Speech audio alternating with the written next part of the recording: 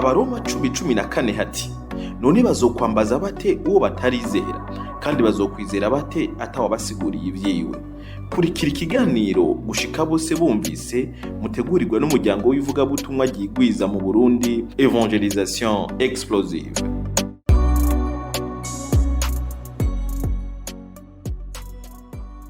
Amahoro ya Kristo abaganze inshuti bakunzi muduteza abiri. Nitwa Masabo Audrey, umuyobozi w'umuryango w'ivugabutumwa ryigwiza mu Burundi ari wo Evangelisation Explosive au Burundi canke EE Burundi. Muri nondwi muri kino kiganiro gushika bose bumvise tuzorabira hamwe ukungene umuntu ashobora kuvuga ubutumwa bwiza akoresheje ikiganza. Turi ku munsi wa mbere. Wibaza iki gihe ukwiga ubuhinga bw'ivugabutumwa bworoshe gufata kandi bugoye kwibagira? Wari ubizi ko ukoresheje intoke zitanu z'ikiganza cawe ushobora kuvuga ubutumwa bwiza? Urutoke rumwe rumwe turuha ijambo. Ayo majambo atanu ni ubuntu, umuntu, Imana, Kristo n'ukwizera.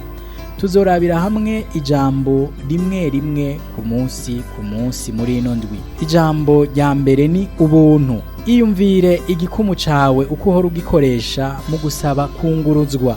Lift.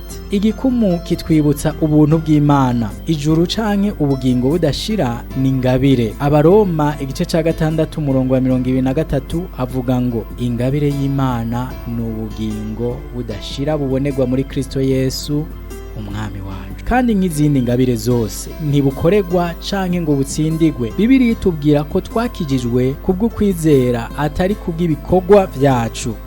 Mbega induhuro! Ayandi madini yigisha ko abantu bategerezwa gukora bagatsindira inzira yabo ija mu ijuru. Ishengero ry'Ikristo niryo ryonyene ryamamaza ko ibakwe ry'Imana no kwinjira mu bugingo budashira tubihabwa ku buntu kubw'ikimazi twatangiwe ari we Kristo Yesu. Kubw'ivyo ijambo rya mbere ry'ubutumwa bwiza n'ubuntu, kandi turabukeneye bihebuje kugira ubone amashusho yerekana uko ukoresha ikiganza cawe mu ivugabutumwa. Kaze ku rubuga ngurukana bumenyi rwacu rwa Facebook, mwandikamwo izina ivugabutumwa ryigwiza mu Burundi.